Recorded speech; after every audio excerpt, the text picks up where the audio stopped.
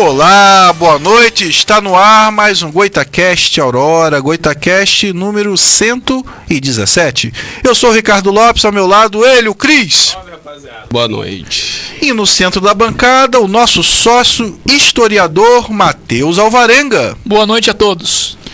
Gostaria de lembrar, que Goitacast tem aí algumas parcerias, começando a falar da Boutique do Pão, do nosso lanchinho de cada quarta-feira. Espetáculo. Tá? Que é o motivo do Matheus estar presente, É o meu inclusive. pagamento. Se não tiver lanche, ali, ó, tem lanche aí, tem também aqui, É o petisco. Todos os convidados só vêm pelo lanche. Só pelo petisco. senão não rola. E lembrando que a Boutique do Pão é a do Parque Imperial, que fica na rua Professora Brandina de Melo 339. Telefone DDD 22 99 781 7016. Nas redes sociais, @Boutique do Pão. Temos também aí a parceria da Galáxia Burgers, do meu amigo Giovanni Santos. Qualquer tipo de lanche, salgado, pizza, o hambúrguer, aquela coisa mais tradicional, churrasquinho, sorvete, açaí, música ao vivo, joguinhos. Você pode levar seu filho, seu avô, qualquer pessoa. Galáxia Burgers, fica aqui no Parque Aurora, na Avenida Nossa Senhora do Carmo 402, telefone DDD 22 99 897 4895. Nas redes sociais, @Galáxia Burgers, é de outra galáxia. Temos também aí a parceria do meu amigo Patrick, o Capitão Brownies, tem sobremesa aqui também. Olha só Fenômeno. Que coisa linda. É uma delícia, cara. É o brownie de verdade, é do Capitão O melhor Brownies. que eu já comi na Já vida. podia subir de patente, né? Capitão. Acima de capitão é o quê? Eu acho que é coronel, não. Tenente coronel, por aí. Coronel. Eu acho que é. Major? Major é abaixo, capitão? Não sei, mas subir. Tá mais pra Marechal dos Brownies, né? Marechal, é um caso a se pensar, né? E o nosso amigo, Capitão Brownies, fica anexo ao EF na cantina do Tio Brisa, ao lado do CCTA. Telefone DDD 22 988369444. Nas redes sociais, @capitão.brownies. Temos também a parceria da Service Static Car, uma inovação, tá? Static. Ele vai lavar o seu carro na sua casa sem gastar sua água e sem gastar a sua energia elétrica.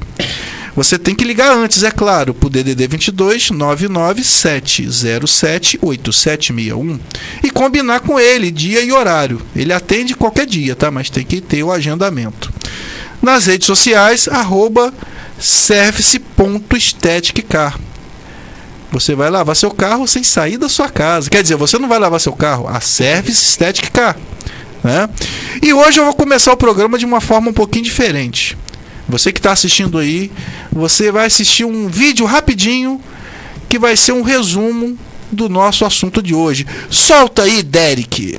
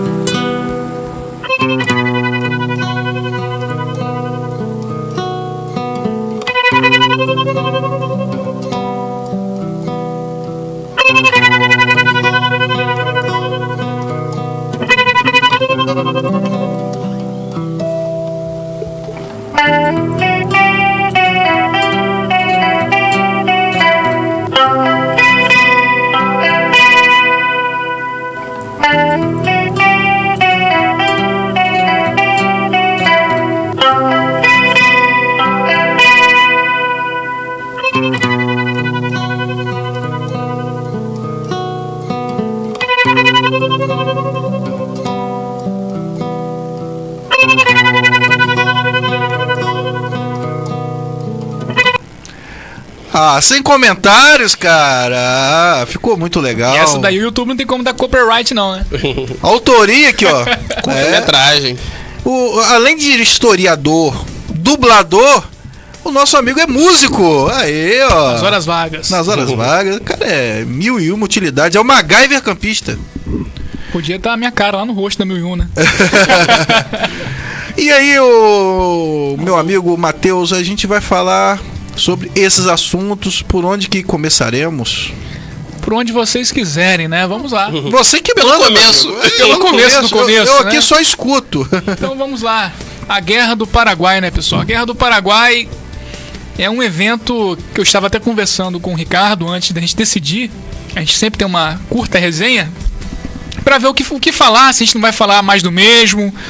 Mas fazendo uma pequena pesquisa, no YouTube eu vi alguns vídeos sobre a Guerra do Paraguai, mais precisamente ali do Saldanha da Gama, não especificamente da Guerra do Paraguai. A Guerra do Paraguai foi mais um episódio na vida desse almirante, desse militar.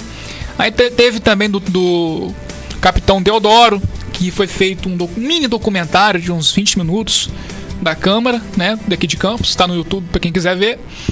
E ninguém fala mais nada sobre o que aconteceu realmente em Campos, como é que o povo ficou, se o povo se mobilizou, se o povo não se mobilizou, se o povo abraçou a guerra ou não.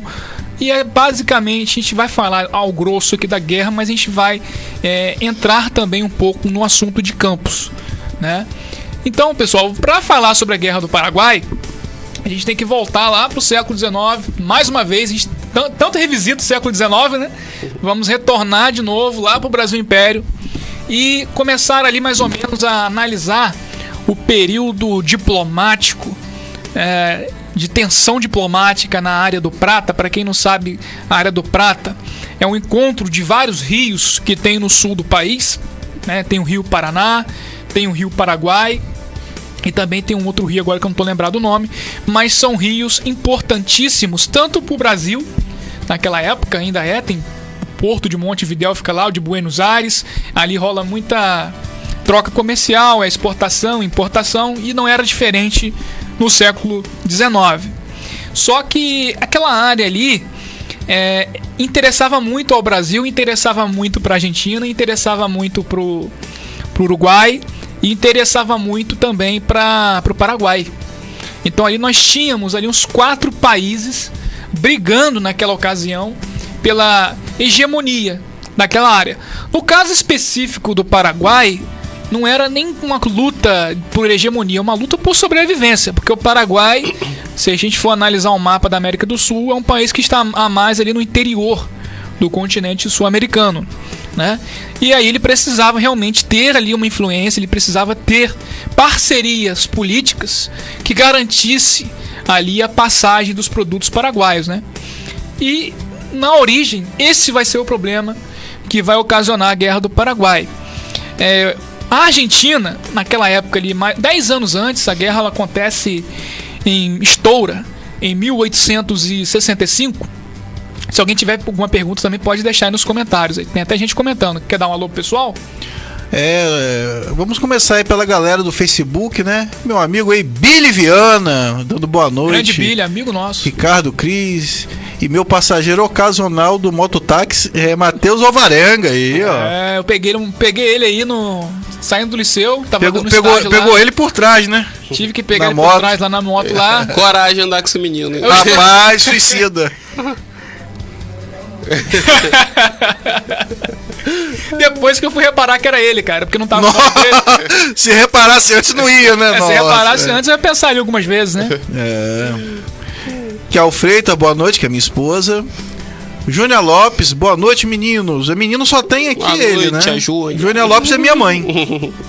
Menino só tem 26 anos, né? Só que o Cris já passou dos 30, né? Mas eu também não Passei. sou jovem demais, né? Já tô entrando no caminho ainda. Você é Porque precoce, diz que cara. adulto jovem é até 25 anos, né? Dizem, né?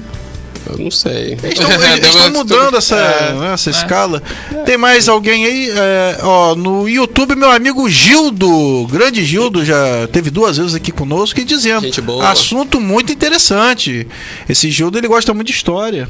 Gil Então também eu vou é curtir uma hoje. enciclopédia. Vocês iam gostar muito de conversar, cara. Então, Isso. já que ele não tá aqui hoje, né, a gente pode marcar uma Imaginei que oportunidade. conhecesse o Gildo. Não Talvez conheço, não. até. Será que você não lembra? Já devo ter assistido. Que Gildo, ele é escritor, ele é músico, entendeu? Ele foi soldado, ator. Ele, cara, eu não sei o que o Gildo não sabe fazer. Que o cara faz tudo. Ele vai estar com a gente, Escritor.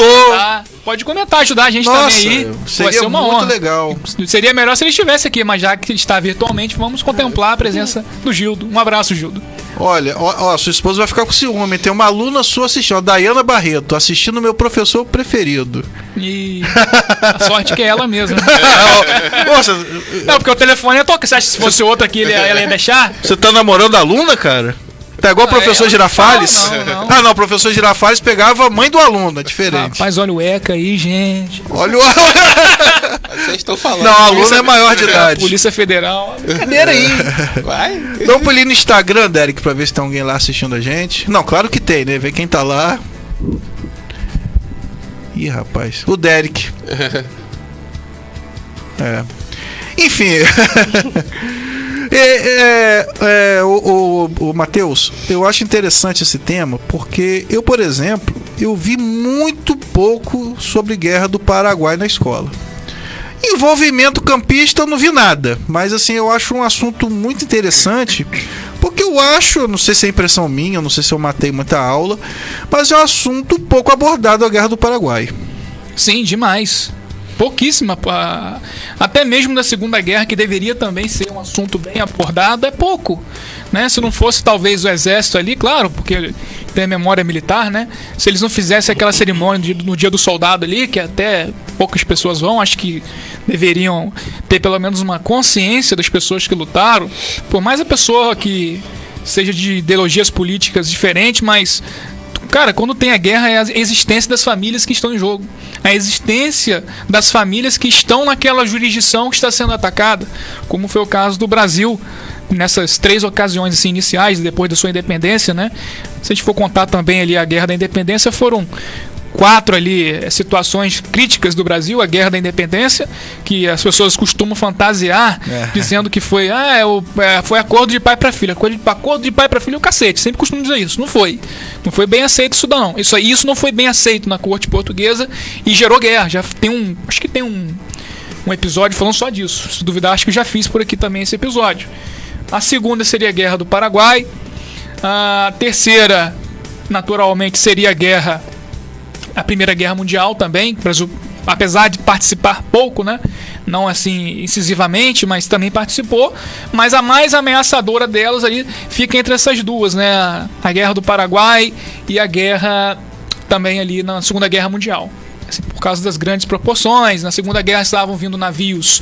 Eu tenho uma entrevista até na Enciclopédia Campista, para quem quiser ver, com o senhor Francisco Cordeiro, um senhorzinho que em 2019 eu tive a honra de entrevistar. Eu nem fazia história, eu me interessei em entrevistar ele em parceria com a página Enciclopédia Campista.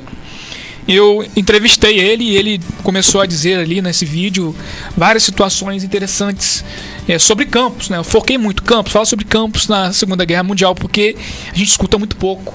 Fala sobre o Vargas da Segunda Guerra Mundial, mas como que foi a reação do Vargas aqui em Campos? Então tudo isso ele vai falando, né? E que nessa visão que a gente tem hoje, né? Entrando rapidinho no tema da Era Vargas, a gente aprende na escola que a Era Vargas foi uma ditadura, de fato foi. Mas passa-se uma impressão que era pelo menos ali no Estado Novo, passa a impressão que era uma ditadura assim, muito forte e que ninguém gostava do cara. Né? E era uma figura muito querida em Campos. Não adianta assim a gente querer focar só pro lado daquelas torturas que realmente aconteciam, né? Que tinha o DIP, o Departamento de Imagem e Imprensa, tinha outros departamentos também que agiam na repressão, na censura, né? Mas na parte assim popular, o Vargas ele atingiu certamente, se duvidar, ele foi um dos mais, ou se não o presidente mais querido da história. A prova disso, né? Ele é como uma figura contraditória, né? Não tô fazendo nenhuma defesa e nenhuma. É aquela história. Eu tô fazendo, balançando ou os ama lados. ou odeia, não tem um meio Exato, termo pra Getúlio né? Vargas, né? Tipo, se o cara realmente fosse um sanguinário horrível, ele não teria voltado à presidência na década de 50. Porque ele fez uma ditadura sanguinária e depois ele volta nos braços do povo. E não adianta falar que aquilo ali era uma popularidade artificial. Não era, cara. Não era. Quando ele morreu, você tem que ver o Rio de Janeiro como é que ficou, né? O pessoal falava que ele realmente era um estadista de fato, amava o Brasil de fato. Sim. De fato, ele era um tirano, né? Isso não tem como dizer. Pelo menos no lado democrático, no lado assim da democracia. Oi? Aham. Ah. No lado da democracia, ele deixou ali um legado horrível. Né? O Brasil ficou 15 anos sem eleição, cara. 15 anos sem eleição para presidente. Fora que ele emplacou uma constituição ali sanguinária na década de 30, a Constituição de 37, que ficou conhecida como a Polaca. É uma constituição dura e rígida. Polaca porque fazia referência à primeira constituição polonesa depois da invasão nazista, né? Então é uma figura contraditória. A gente pode futuramente conversar mais sobre ele. Mas de fato ele era muito querido aqui em Campos. E na entrevista aí com o Francisco Cordeiro, na Enciclopédia Campista, coloca lá Segunda Guerra Mundial em Campos. Certamente o primeiro vídeo ou o segundo vai ser o vídeo da entrevista com o Francisco, que infelizmente já não está entre nós mais, faleceu. E na questão da escola, respondendo a sua pergunta, Ricardo, é complicado porque acho que tem muitos livros de historiadores, de memorialistas de Campos que, por exemplo, o livro do Júlio Feidi, acho que quase todo mundo já ouviu falar nesse livro, que é um livro clássico aqui sobre a história de Campos. Você vai nas livrarias de Campos, você não encontra ele. Entendeu? Você não encontra ele nos materiais didáticos, você não encontra esse livro praticamente em lugar nenhum, a não ser na internet. Né? A única maneira... Tem uma loja que estava vendendo, que eu não lembro onde era, uma pessoa me contou uma vez, eu também não fui lá ver, mas tirando assim, se eu quiser ler o livro hoje, eu tenho que entrar lá na biblioteca Antônia Leitão Alvarenga, acho que é a biblioteca da Câmara de Campos, e procurar o livro e ler ele digital. Não posso nem baixar esse livro. Né? Então, se a gente não valoriza esses escritores antigos de Campos, a gente vai ficar à míngua de muita coisa da nossa história. Se perdendo. Né? Mas voltando ali à questão crítica na bacia do Prata, já disse a importância dessa bacia para os 4 países envolvidos. O que acontece é que existiu um maluco chamado Juan Manuel Rosas. Esse cara ele governou a Confederação da Argentina por um período e ele tinha umas ideias loucas, né? Ele queria reconstruir o antigo território do vice-reinado do Prata. Todo mundo sabe que essa parte mais a oeste da América do Sul, ela foi colonizada pelos espanhóis. E tinha um território, uma antiga repartição, que era gigantesca, né? O Brasil permaneceu com essa repartição portuguesa até hoje, né? Praticamente intacta, né? Eu acho que deu mau contato no microfone. O microfone tá com mau contato? Melhorou? certo. Foi? Ele é muito Perfeito. sensível, esse microfone. Sensível demais. E o Juan Manuel Rosas, ele teve uma brilhante ideia de fazer o quê? Olha, eu vou reconstruir esse território aqui antigo do vice-reinado da Prata e vou colocar os meus pés. Esse antigo território compreendia parte do Paraguai, parte do Uruguai, o Uruguai inteiro e mais o Rio Grande do Sul. Então a ideia desse cara era recuperar esse território. Só que para ele recuperar esse território, ele tinha que arrumar problema com o Paraguai, ele tinha que arrumar problema com o Brasil, né, e tinha que arrumar problema com o Uruguai. E ele tentou fazer isso.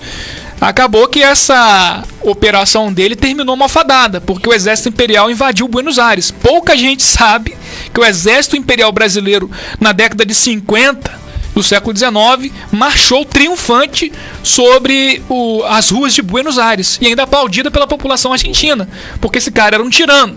Então o primeiro louco ali desse século XIX, nessa região, foi o Juan Manuel Rosas. Então juntou ali também o Paraguai, não apoiou essa investida dele, claro que não vai apoiar, vai perder o território, né?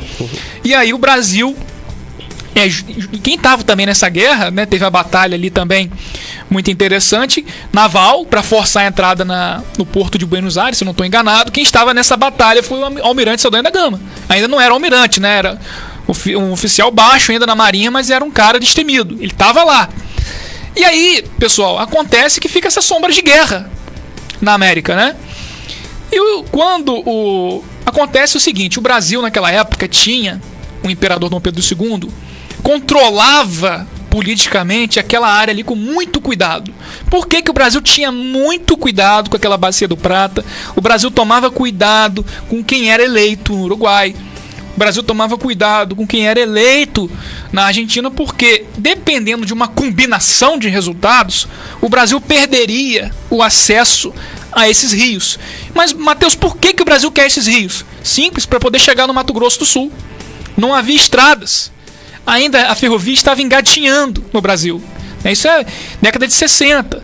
Então, assim, poucas estradas de ferro haviam sido construídas no Brasil nesse período. E a província do Mato Grosso, cara, é uma província muito afastada. Portanto, se o Brasil perdesse por alguma razão a ligação desse rio para poder chegar no Mato Grosso, o Brasil perdia um território. A província ficaria isolada. O Paraguai ou qualquer outro país ali que tivesse mais fronteiriço, a Argentina poderia pegar a província do Mato Grosso e ficaria por isso, porque o Brasil não conseguiria chegar mais. Sem aqueles rios, já era. O Brasil perde uma parte do território. Território é sinônimo de poder, né? Sinônimo de poder. E aí acontece uma coisa que ninguém esperava. No Uruguai, um presidente do Partido Blanco vence. E também na Argentina, um parceiro desse presidente também vence. Né? O que acontece é óbvio. Esse presidente do Uruguai, o da Argentina era o Aguirre. Do Uruguai eu vou tentar lembrar o nome. Ele foi eleito, ganhou lá. E ele tinha boas ligações com o Paraguai. E eles tinham uma situação de querer praticar ali uma hegemonia naquele território da Prata. E o Brasil ficou de olho naquilo. Certo? E o... Falhou de novo? Agora voltou, né? Vou até evitar encostar. E o Brasil estava de olho naquela situação com muito cuidado, que eu já expliquei qual seria a consequência. Só, cara, que o Solano Lopes, que era presidente do Paraguai, ele dizem que ele tentou até mandar uma carta. Ele enviou uma carta para o Dom Pedro II, supostamente, pedindo uma negociação para que se pudesse passar ali as mercadorias dele, que ele não pudesse ali ficar impedido de passar. E o Dom Pedro II não respondeu nada para ele. E o Dom Pedro II, vendo que se formaram dois inimigos do Império na Argentina e no Uruguai, o que ele faz? Ele incentiva o partido rival, o Colorado, dos dois países, a darem um golpe de Estado e tirarem esses dois presidentes para colocarem ali parceiros dele. E o Brasil injetou dinheiro no Uruguai. Quem jogou dinheiro no Uruguai para financiar esse golpe de Estado, esse levante armado, foi o Barão de Mauá. O Barão de Mauá que emprestou dinheiro para que se ocorresse um golpe de Estado no Uruguai. E aí, quando isso acontece, o Solano Lopes ele fica pé da vida. Porque na Argentina é colocado o Bartolomeu Mitre, parceirão do Dom Pedro II. E no Uruguai é colocado o Venâncio Flores. Todos ali com boas relações com o Império do Brasil. E com uma relação não muito amistosa com o Paraguai. O Paraguai, muitos historiadores dizem que por questão de sobrevivência teve que atacar. Porque cercou o Paraguai. A Argentina não ia deixar, o Uruguai não ia deixar e o Brasil muito menos. E aí acontece ali os primeiros conflitos. A primeira ação do Solano Lopes foi a seguinte: ele foi atacar o Mato Grosso. Ele invadiu o território do Mato Grosso. Tem até aquelas imagens no começo ali, se não me engano era da Batalha do Tuiuti, mas essas imagens são do documentário The History, né? E tem também essa imagem célebre aí, se não me engano era do Pedro Américo, da Batalha Naval do Riachuelo. E aí ele invade o Mato Grosso do Sul e não bastante, ele aprisiona, bota na cadeia o presidente da província do Mato Grosso, que seria o governador do estado do Mato Grosso. Ele sequestra o cara, ele prende o cara e deixa o cara morrer de fome na cadeia, e ele morre mesmo lá de fome na cadeia. E aí o Brasil demorou, cara, outras partes do Brasil demorou para saber o que estava acontecendo no Mato Grosso. Eu expliquei o motivo. Não tinha zap, não tinha telefone, não tinha telégrafo. Então se chegava, geralmente, as notícias ou em barcos, né? Ou nas costas de uma mula. E aí quando a notícia chega no Rio de Janeiro, cara, todo mundo fica apreensivo, porque haviam notícias de saques nas cidades fronteiriças ali, o Paraguai realmente invadiu, tirou a bandeira do Brasil dos pavilhões, invadiram os fortes de lá, né, que estavam muito também mal guarnecidos. O Brasil não estava preparado, o Brasil não tinha um exército.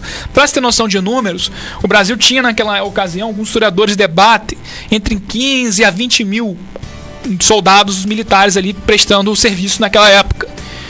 Só que o Paraguai, cara, subestimaram o Paraguai. Porque o Paraguai, ele estava formando uma máquina de guerra, não vou exagerar, mas quase que a mesma jogada do Hitler quando ele ficou lá naquele período antes da guerra da Segunda Guerra Mundial, antes dele invadir a Polônia e começar as invasões na Alemanha, ele ficou fazendo o quê? Investindo em tecnologia militar. Só depois que ele conseguiu um grande arsenal, ele conseguiu vários equipamentos, tecnologias e soldados, que ele dá um ataque surpresa. Então a Europa ficou de queixo caído com aquela máquina de guerra alemã.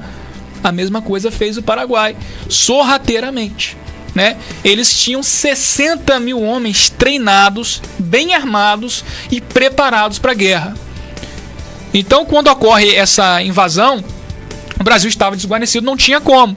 Só que o problema, a loucura, gente, do Solano Lopes, é que ele, além de matar o chefe da província, daquela região na época, ele também promoveu estupro, não vou falar a palavra estupro, abusos sexuais contra mulheres, saque de joias. Foi uma humilhação muito grande que o Brasil sofreu. E aí, o que ele vai fazer? Agora eu vou invadir o Rio Grande do Sul. Tudo isso, ele queria fazer uma espécie de chantagem para o imperador sentar com ele e negociar. Achando que o Brasil poderia negociar com ele. Não, peraí, cara. Vamos conversar, você quer saída pro mar? Vamos negociar aqui os impostos, os alfandegários, pá. Nada disso foi feito. Ele invadiu o Rio Grande do Sul, só que aí foi talvez o principal, ou um dos grandes erros do caso do Solano Lopes. Porque para invadir o Rio Grande do Sul, ele tinha que passar pela Argentina. Então ele pediu para poder passar na Argentina, foi negado por Bartolomeu Mitre, e ele atravessou mesmo assim, ele invadiu o território da Argentina, cruzou e foi acertar o Rio Grande do Sul, e começou a invadir o Rio Grande do Sul também. Aí pronto, arrumou problema com o Uruguai e arrumou problema com a Argentina. Aí já se levantaram 3 inimigos, né? O Uruguai tinha uma vida civil muito bagunçada, não tinha também muito exército, não tinha muitos homens para poder fornecer. A Argentina, cara, é um caso a se pensar, porque a Argentina passava por um momento de crise nacional. Porque, na verdade, nem é crise nacional, porque era discutido exatamente o que é a nacionalidade argentina. Porque, por exemplo, tinha 2 províncias, a província de Corrientes e Entre Rios. Essas províncias praticamente brigavam entre si. E quando se falava em se subordinar ao poder de Buenos Aires, essas províncias elas mostravam resistência. Então a questão de nacionalismo, lutar pela Argentina, estava muito embrionário ainda. Lutar porque a Argentina, que lutar pela Argentina, eu vou lutar por Entre Rios, eu vou lutar por Corrientes, eu não vou lutar por que pátria argentina é essa? Então também tiveram problema. A Argentina teve problemas para poder alocar homens para poder enviar para a guerra. Muitos foram enviados ali na base das correntes, puxados, obrigados a poderem servir. O Brasil, por sua vez, tinha 20 mil homens e, cara, não tinha como. O Brasil tinha que trazer mais homens, agarrar mais homens, armamentos e munições para poder combater na guerra. Não estava preparado. E uma coisa interessante, há relatos de corrupção de generais, né, de gente de alta patente naquela parte da fronteiriça do sul do Brasil, porque a corte enviava mensalmente os soldos, os salários, os mantimentos para se manter aquelas bases militares no sul.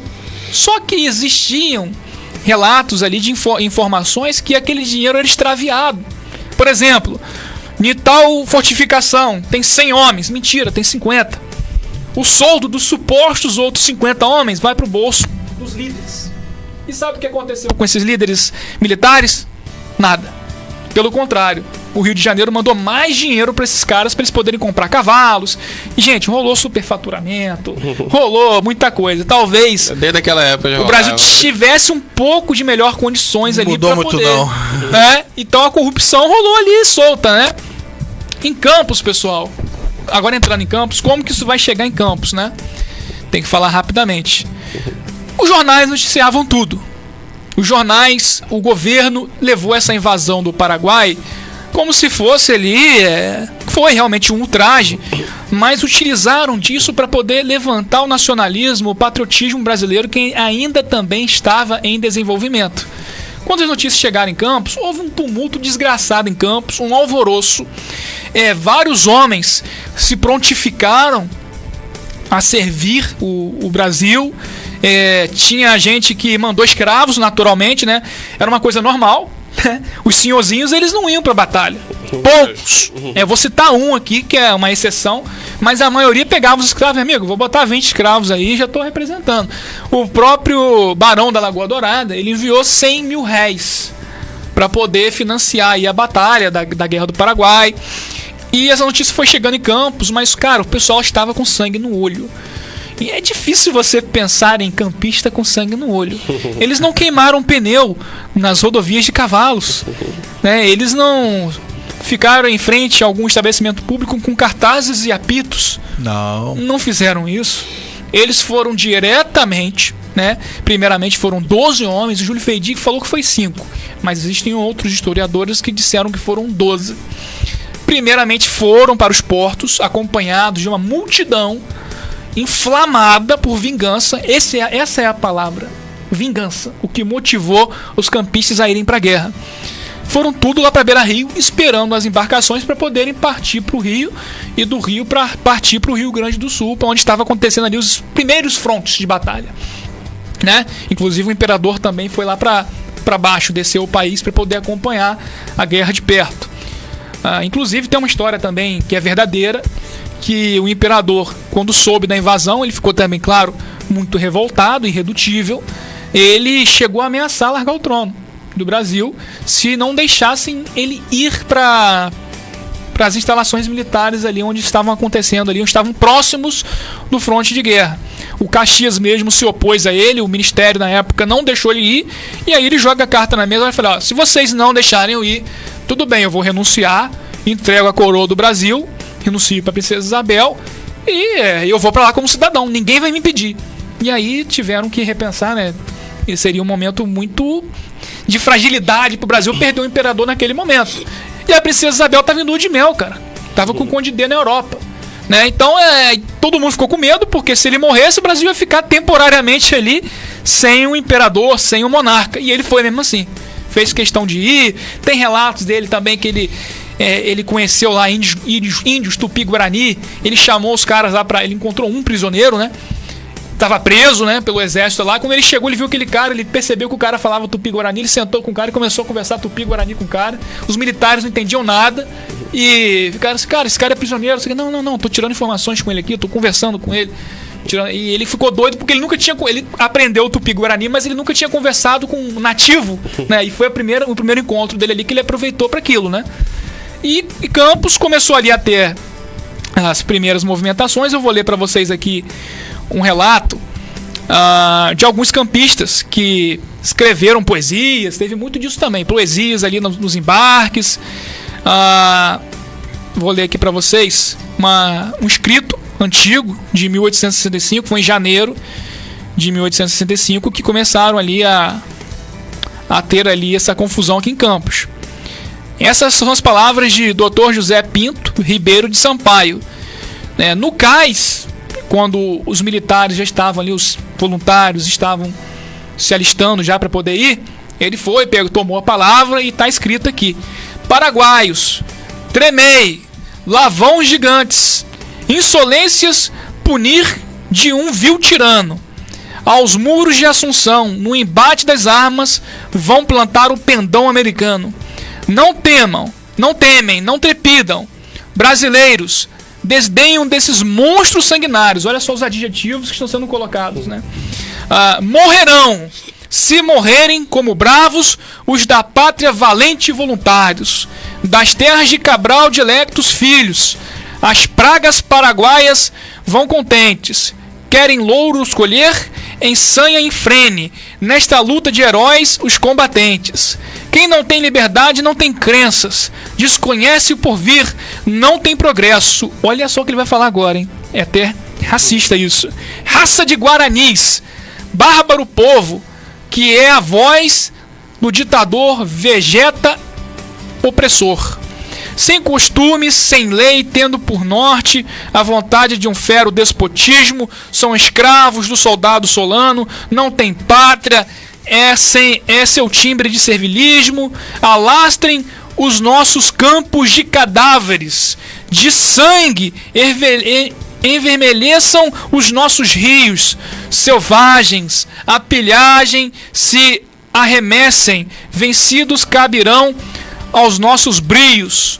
Então dá para você ver como que os campistas se sentiram, né?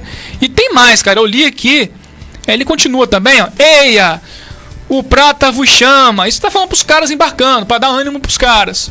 Ei ao combate, empenhei-vos na luta que é de glória, e nos crânios dos tredos paraguaios bebei o sangue quente da vitória. Maneiro, cara. Bem Goitacá isso, né, cara? É. Nos crânios bebei o sangue quente. Eu tô imaginando a cena aqui, o cara. Isso foi na Beira Rio ali, cara. Pô, é 15 de novembro, na época era Avenida Dom Pedro II. Isso aconteceu, né? E aí a banda da Guarda Nacional de Campos percorreu as ruas, né? Tocando as musiquinhas. E aí, ó, alguns do que foram: Francisco Antônio Sanson, né? Francisco Antônio Sanson, Manuel Teodoro de Almeida Batista. Esse cara é a exceção do que eu falei pra você. Esse cara tinha dinheiro. Ele tinha 26, 27 anos. E a mãe dele ofereceu 20 escravos pra ir no lugar dele. Ele: não, mamãe, eu preciso ir. Eu vou. E ele foi um capitão que morreu na batalha do Tuiuti, que foi uma batalha sangrenta demais, porque o acampamento brasileiro foi pego de surpresa. É a mesma coisa, né? Tá aqui o acampamento, os paraguaios deixaram os brasileiros entrarem, eles instalaram o acampamento primeiro, e um cercou do oeste, outro grupamento cercou do leste, norte e sul. Ou seja, o destacamento brasileiro estava cercado e ainda assim conseguiu fazer uma virada de mesa. Agora que vocês observem, né? Um exército totalmente cercado, imagina o que eles não tiveram que fazer para virar a mesa. Porque se você está cercado a norte, você não pode avançar, fugir. Se você está cercado a sul, você não pode recuar. Vai fazer o quê? O único jeito foi pegar a espada ali, a arma, e partir para cima. Não teve jeito, né? Aí no dia 9, embarcaram no vapor Séries, mais 11 voluntários, tendo discursado no cais José Martins, quer dizer, tendo discursado no cais Doutor Miranda Pinto e Herédia de Sá. Herédia de Sá era um cara politiqueiro muito conhecido nessa época aqui em Campos.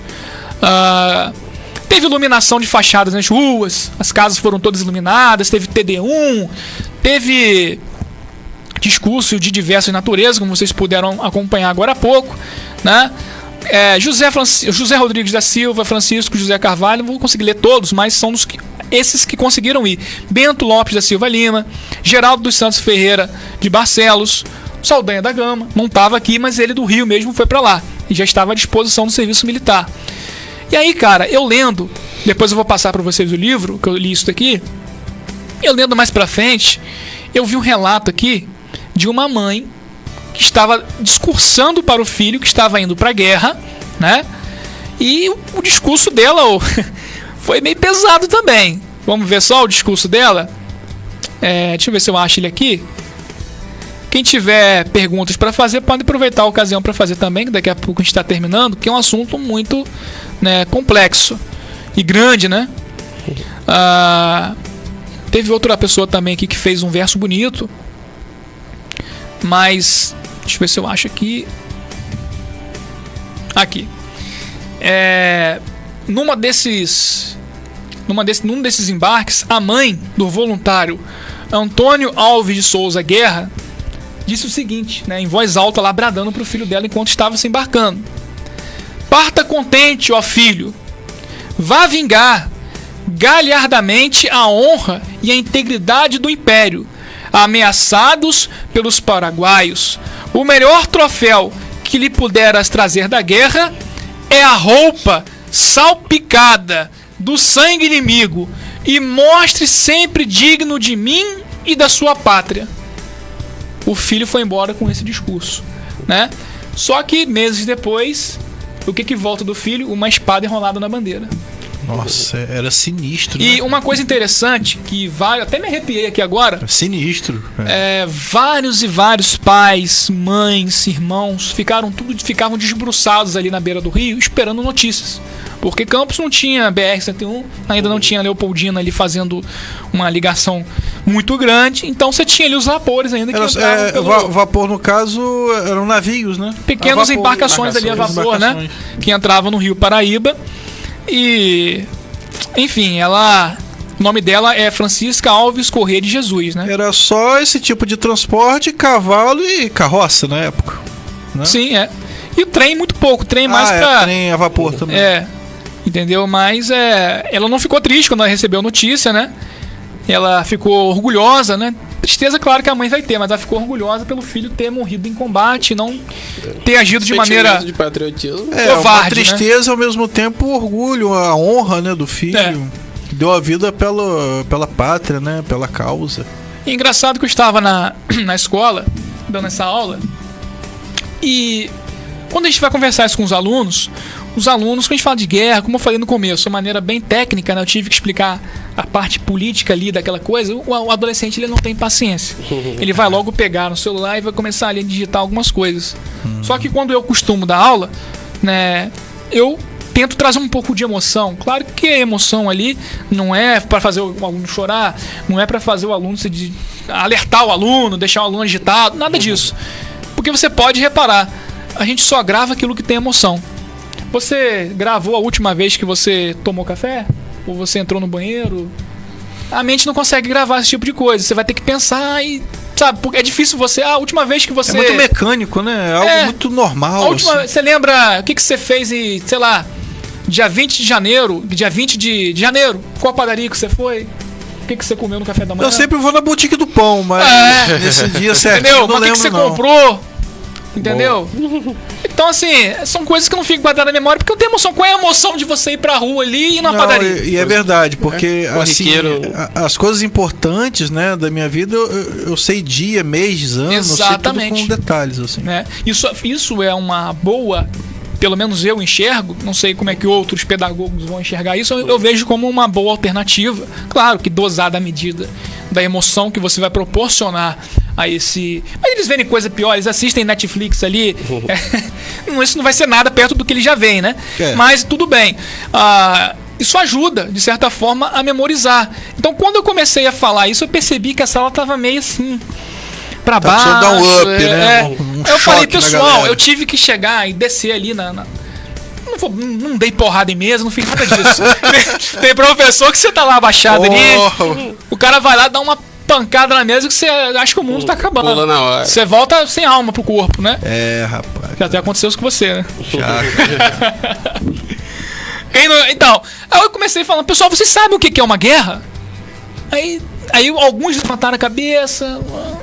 Gente, vou explicar pra você. Falei exatamente tudo isso. Imagine o sofrimento de uma mãe esperar num porto a notícia de um filho amado que foi morto, que só voltou a espada e uma bandeira. Aí aos pouquinhos eles foram se sentindo conectados com aquela emoção que a história proporciona, que não é eu que estou inventando, não é romantismo, não, isso está escrito, fato real, né? Fatos reais que proporcionam emoção ao aluno, o aluno vai lembrar disso, cara. Né? E nesse dia eu levei até uma moeda do Império para eles. Né? Deixei uma moeda rolando na sala. Então eles vão lembrar, eu creio que a maioria vai lembrar muito bem disso.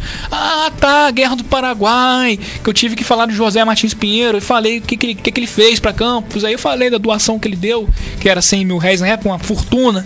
E aí todo mundo tava panguando lá, não querendo se interessar muito. Os celulares foram deixados de lado à medida que a emoção começou a entrar ali. Aí, pessoal, você sabe o que é uma guerra? Você tem um irmão que você ama muito, o cara vai pra guerra e só volta a espada dele cheia de sangue com uma bandeira enrolada. O que vocês vão sentir? Raiva? Exatamente, esse é o sentimento que o campista teve que lidar naquele momento, né? E aí, pessoal, tem outros relatos aqui, vou tentar ler outro de maneira curta. Já ouviu falar de um cara chamado Teixeira de Melo? Eu já ouvi. Nome de rua, né? Doutor Teixeira de Melo. Ele também escreveu versos, né? Ele botou ao Paraguai. O Brasil vai fazer de um povo escravo um povo livre. A algema brutaliza. Horda de vis sicários. Palavras dificílimas, né? Horda de vis sicários. Vocabulário nível hard. Ainda beijam a própria mão férrea que os tiraniza. Né? A mão de ferro do tirano. Vai dar uma lição tremenda ao déspota, se referindo ao Solano, que o povo à escravidão contente guia, e ao Grêmio das Nações chamar o escravo que adora a escravidão e a tirania. Vilão e sanguinário, os seus escravos, Lopes verá passar livres do jugo, livres a seu pesar que importa aos bravos, que vão das mãos tirá-los do verdugo. Tirano em miniatura, de arrogância, ante os nossos canhões depor em terra.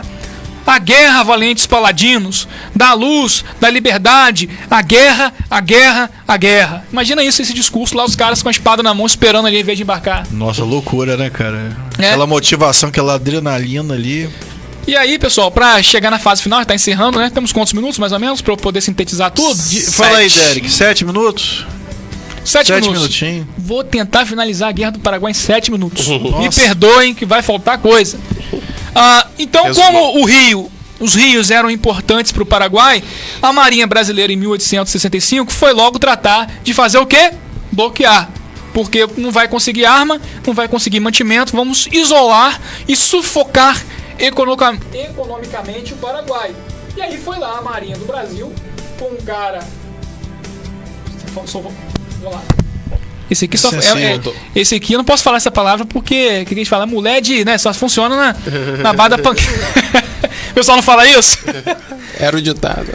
Hoje em dia Vai sair todo mundo preso hoje em dia dá ruim. O pessoal fala muito isso, né? Não fala mulher de malandro, mulher de suspeito, que todo mundo é suspeito. O cara estuprador é suspeito, o assassino é suspeito, é todo mundo suspeito. E aí, pessoal, eram 8 navios brasileiros que foram ali destacados para cercar na região do Riachuelo a descida dos paraguaios, né? Vamos imaginar o Paraguai aqui, Assunção, e aqui o rio que leva para Assunção. Se pegar a capital, a guerra praticamente está terminada. E era isso que os brasileiros queriam fazer.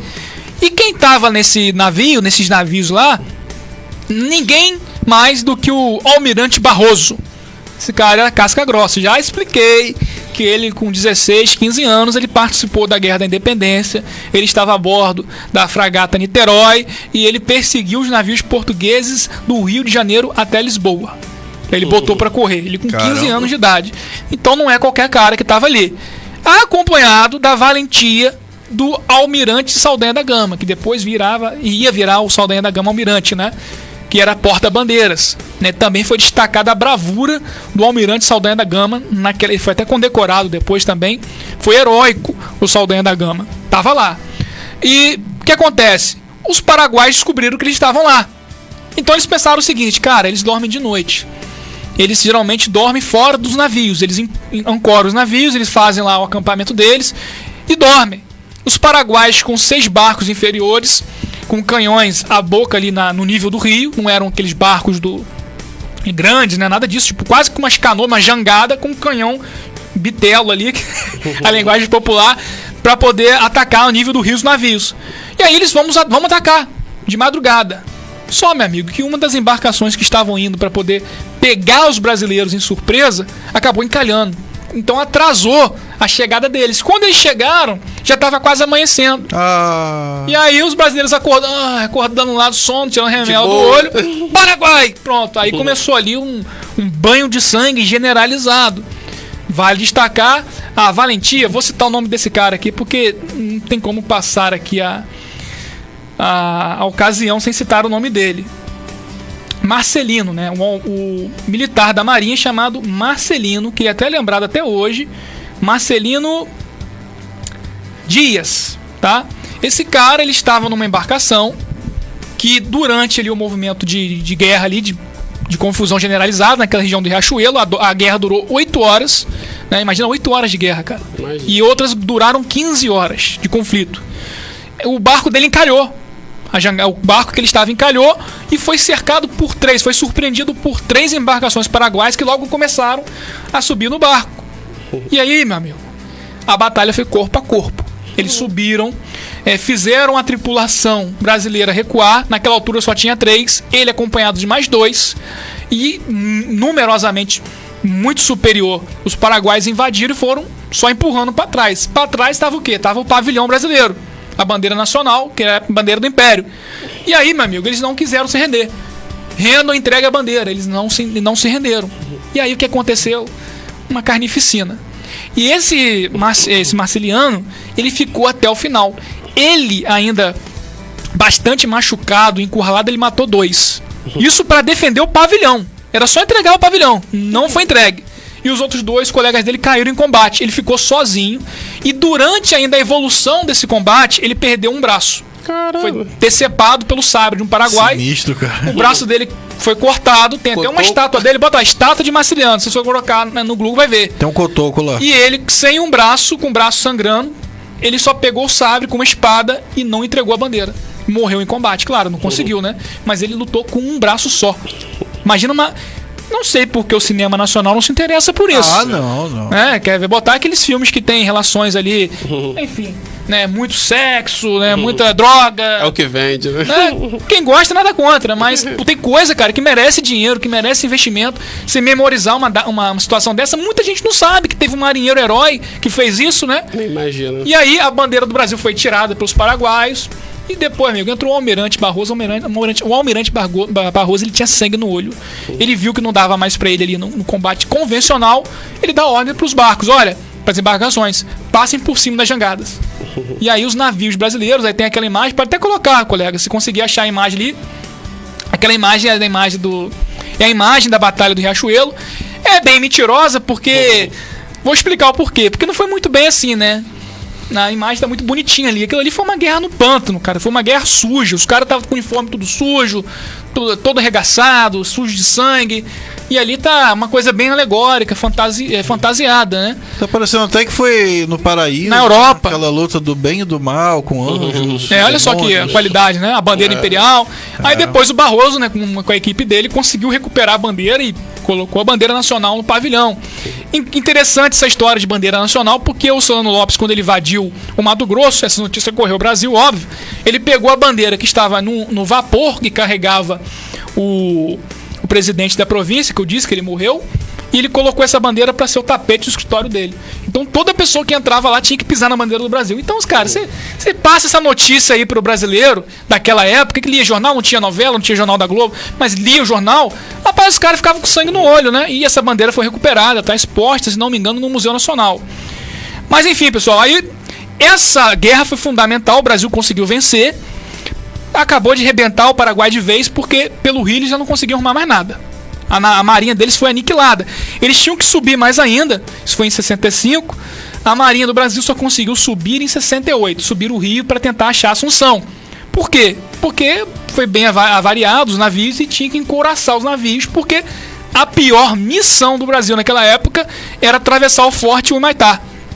O Forte de Humaitá era a última fortaleza até chegar a Assunção. E tinha correntes nos rios. Ele ficava no alto, né? Então quando os caras chegavam lá de navio, você já tomava tiro, nem sabia de onde, mas já tomava tiro porque estava em cima, né? E aí o Brasil consegue forçar a passagem de Humaitá em 68. E aí também no chão tem as batalhas do Tuiuti, Curupati, que morreram também muitos brasileiros, foram só subindo com comando até determinado momento do Duque de Caxias. Ele chegou, ele encontrou as tropas desorganizadas, sem treinamento, ele chega, ele bota disciplina, ele acaba com a cachaça, ele acaba com o namoro dentro das tendas, com gente que estava deitada lá fingindo estar machucada, que nem o Neymar. Né? Disciplina. Né? Tinha uma galera lá que tá que nem o Neymar. Ai, meu joelho, que conversa fiada, você tá fugindo. Médico. Né? E ele vai até o final. Até o final, que eu falo o quê? Até a última batalha dele. Depois da última batalha dele, ele faz o seguinte: Dom Pedro, já não tem mais exército paraguaio. Acabou. O Solano não entregou o osso. Não tem mais exército paraguaio. Aniquilamos eles. Dom Pedro, não, vocês têm que ir até pegar ele. Eu quero ele preso. E aí, ó, ele inventou, para não dizer que foi deserção do Duque de Caxias, porque ele não queria fazer mais nada sobre isso, né? Pra ele já tinha feito tudo. Ele fez o seguinte: então tô entregando porque eu tô com problema de saúde, cara. Meio que deu um atestado pro imperador. Tô com problema de saúde, eu preciso ir embora. Começou aí o serviço público. Aí ele chamou o Conde D. O Conde D, cara, ele foi impetuoso. Impetuoso por quê? Naquela altura já não tinha soldados. Esse Solano Lopes, ele não se entregava, ele colocava crianças com bigodes, cara. Era anão. Pra lutar, velhos. Se duvidar, até anão também, que não sabia. Olha, anãofobia, né? Não é anão, é pessoa pequena. Aí ele ou foi portador de nanismo. Colocando tudo, até cachorro, o que ele encontrava na frente, ele colocava. Ele colocava pra poder fugir. Cara, sinistro. Só que aí, meu irmão, o próprio Conde D, ele encontrava instalações que tinham feridos de guerra, sabe o que ele fazia?